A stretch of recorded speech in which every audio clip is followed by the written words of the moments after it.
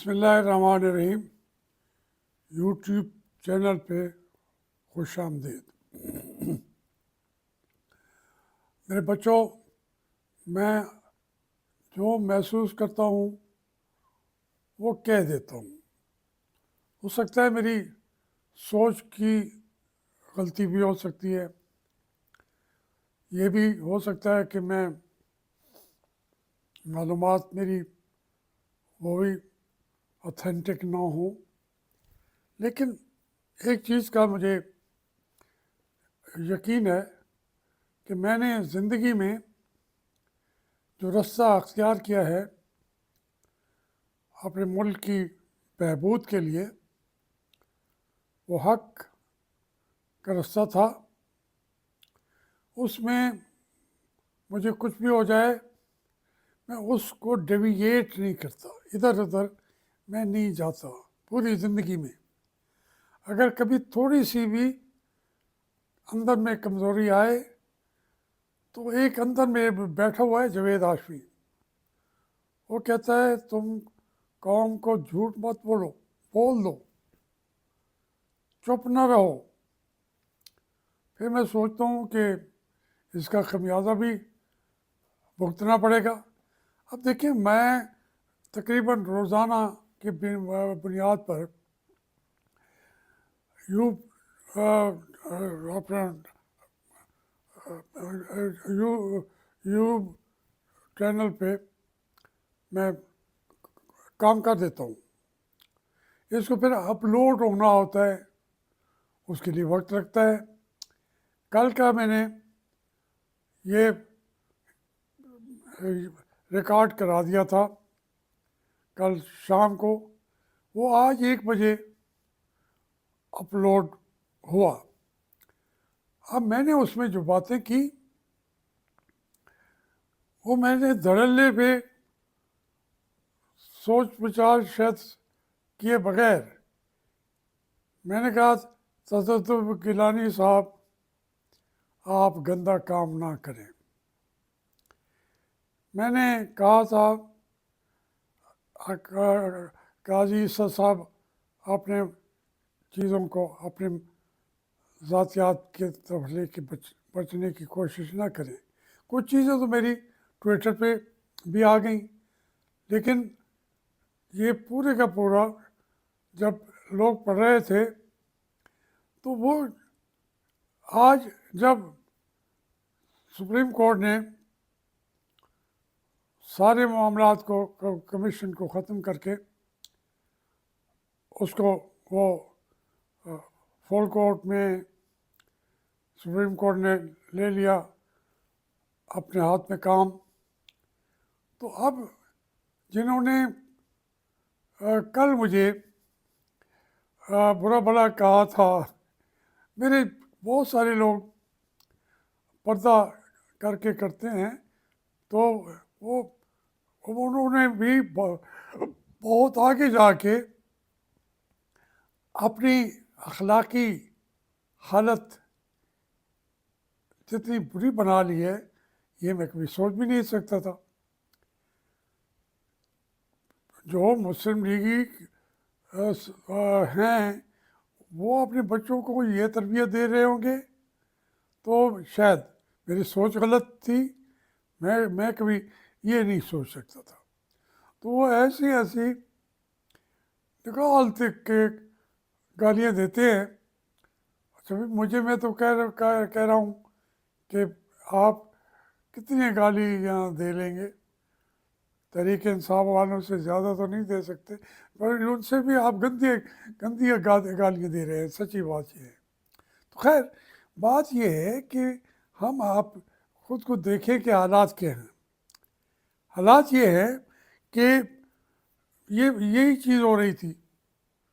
काजी साहब के दौर को 3 साल के दौर में बढ़ाया जाएगा और वो उनके दौर को अगर मरला आएगा तो वो हमारे सैयद भाई आसिम मुनीर साहब को कि 3 साल बढ़ा देंगे और उसकी एक दिन के अंदर ये चीज़ें नहीं हुई। ये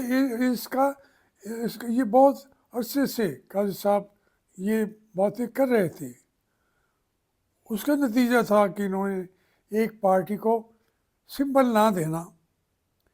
बड़ा इलेक्शन हो रहा है, ये सेनेट का इलेक्शन नहीं है, वो तो आप मैनेज कर लेंगे। पूरे यानी 25 करोड़ लोगों ने जाना है, इन्वॉल्व होना है। वो कहते जी हमें भी आज़ाद कर दिया था, हमें सिंबल नहीं दिया गया था। वो कितने सेनेटर थे आप, सारे आपके बन गए। ये एक जनरल लेवल का आम आदमी को की सोच बदलने वाला इलेक्शन था। उस वक्त उनको सिंबल ना देना, निशान ना देना, तो वो मुल्क के जड़ें हिला देने के बराबर आ जाता है।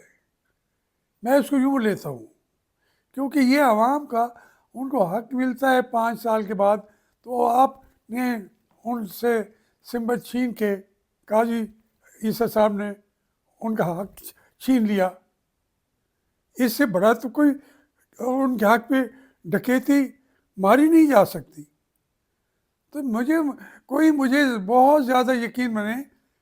मैं बाद में तो मैं अब ज़रा जो टाउन ट्राडन होते हैं, जिनको वो एक तरीके से रगड़े लग रहे होते हैं, मैं उनके साथ जज्बाती होकर भी खड़ा हो जाता हूँ। मैं तहरीक इंसाफ में नहीं हूँ, लेकिन जज्बाती तौर पर जो उनके साथ हो रहा है, उसके बाद मैं जज्बाती तौर पर तो तहरीक इंसाफ वालों में सबसे आगे जाके खड़ा हो गया हूँ। उनको डिफेंड करूँगा, कोई गलतियाँ होंगी तो माफ़ कर दूँगा। ये वरना मैं नहीं हूँ तहरीक इंसाफ का।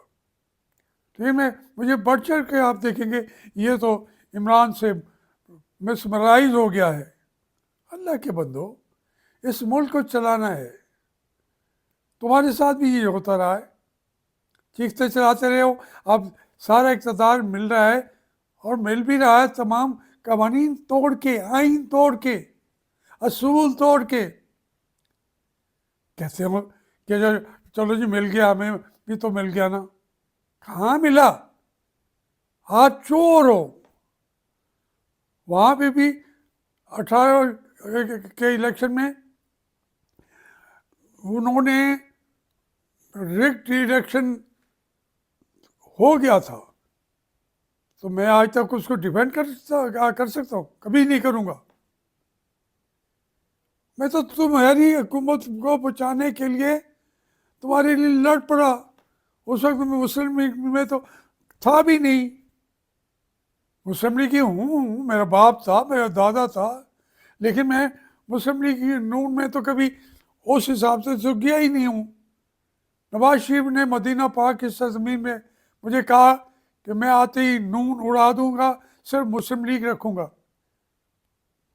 तो मैंने कहा ठीक है जी, हम तो आपके उस बात तक यकीन कर लेके आते हैं, लेकिन वो भी ना रही। खैर, मैं बहुत ज़्यादा तमीज़ के बजाय ये अर्ज़ करना चाहता हूँ कि ये जो अब सूरत हाल सामने आई है, ये बहुत बड़ा इनकलाब है पाकिस्तान के अंदर। पहले कभी ऐसा हुआ नहीं है कि हमारी अदलिया खड़ी हो गई है। वो जज, लोग तो कहते हैं कि उन्होंने चीफ जस्टिस को कह दिया है कि आप अगर उसका हेड बने तो आप तो नवाज शरीफ साहब से मिल के आए हैं, आपके साथ दूसरे जज साहब भी जो इस्टेब्लिशमेंट से मिले हैं, वो तो उसमें बैठ ही नहीं सकते, हमारी सुनवाई करने वाले पैनल के अंदर उन जजों में बैठ ही नहीं सकते। अब क्या करोगे? कभी मुझे कहते हैं जी फलाने ने ये किया वो, और भाई उनमें से 6 जजों में से 4 जजों को तो मैं जानता हूँ जो बैकग्राउंड उनका मुस्लिम लीग ही है, तुम्हारे ही बच्चे हैं। लेकिन वो उन्होंने कहा कि नहीं यार, कोई इंसान का ज़मीर भी होता है। फिर आपने उनकी एहतसाब शुरू कर दिया, अकाउंटेबिलिटी शुरू कर दी। मैं तो खुद कहता हूँ, पिछले मैंने उसके अंदर भी कहा है कि यहाँ तो कोई एक जज नहीं होगा जो ISI की खुशनुदी के बगैर जज बनाओ, फिर चीफ जस्टिस बनाओ, सुप्रीम कोर्ट का चीफ जस्टिस बनाओ। तो ये ISI की एक ब्रांच है हमारी अदलिया, पर उसके अंदर भी एक भौचाल आया हुआ है। तो आप क्या समझते हैं, ये बच्चों की बातें हो रही हैं, लोगों के कैरियर लग गए हैं। मैंने कहा था कि ये जज साहबान जो हैं, इनसे वो एक दिन रिज़ाइन करा लेंगे, इनके बच्चे भी धक्के खाते रहेंगे। तो उन्होंने सब कुछ सोच के कहा जो करता है कर लें, हम तो हक़ाइक़ को मंज़िल आम पर ले आएंगे। उस वक्त हम बन जाते हैं कि जनाब फलां वक्त ये क्यों खामोश थे, फलां वक्त क्यों, जब बोले हैं तो गलत बोले हैं। अब मुझे कभी कहते हैं जी फलानी बात पे आप नहीं बोले, मैं तो हर वक्त बोलता हूँ। मैं ना 18 वाले इलेक्शन में कौम से शर्मिंदा हूँ, ना मैं ये आपके 24 वाले इलेक्शन में कौम से शर्मिंदा हूँ, ना अपने बच्चों से शर्मिंदा हूँ। तो ये बातें जितनी ये खराबियाँ कर रहे हैं, मुझे कोई कोई ज़ातियात पे मैं सियासत करूँगा तो फिर मैं अपने सामने शर्मिंदा हो जाऊँगा। इसलिए होने क्या जा रहा है, होने यही जा रहा है कि वो अदलिया जो ब्रांच थी एस्टैब्लिशमेंट की, वो अब उन्होंने आंखें दिखाना शुरू कर दी हैं अपने चीफ जस्टिस को भी, जो उस रास्ते पे नहीं चलना चाहता। एज ए पॉलिटिकल पार्टी उनके अपने पाबंदियाँ होंगे, तरीके होंगे, लेकिन मैं किसी का पाबंद नहीं हूँ। मैं जो महसूस करता हूँ कह देता हूँ, आप जो दिल चाहे कर लो। ये मैं रोज़ करता रहूँगा। दूसरे चौथे दिन ये रिकॉर्ड पे रखता जाऊँगा। मेरी जो यहाँ की टीम है उनसे भी मैंने कहा कि मुझे भाई ये आप कहते हैं जी आपके तो सब्सक्राइबर्स जो हैं वो बहुत बढ़ गए हैं, जो टाइम दिया था उससे कहीं ज़्यादा बढ़ गए हैं, और आपका जो है वो देखने के टाइम भी आपने अचीव कर लिए हैं। तो मैं उनको कहता हूँ भाई, मैंने कभी ये डॉलरों के लिए तो किया नहीं है। मैं शुक्रगुजार हूँ, एक चैनल है ट्यूब चैनल, तो उससे जब एक सहूलत दी हुई है दुश्मनों को भी और सबको, हम वो उस वक्त को क्यों ना इस्तेमाल करें अपने हक में, वो बातें क्यों ना करें जो कभी हमारी अखबार में छपता नहीं था।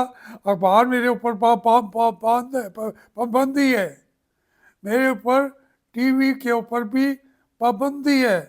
पाकिस्तान टीवी के अंदर तमाम ये जो प्राइवेट चैनल्स हैं, ये तो सारे के सारे बेचारे डरे हुए हैं।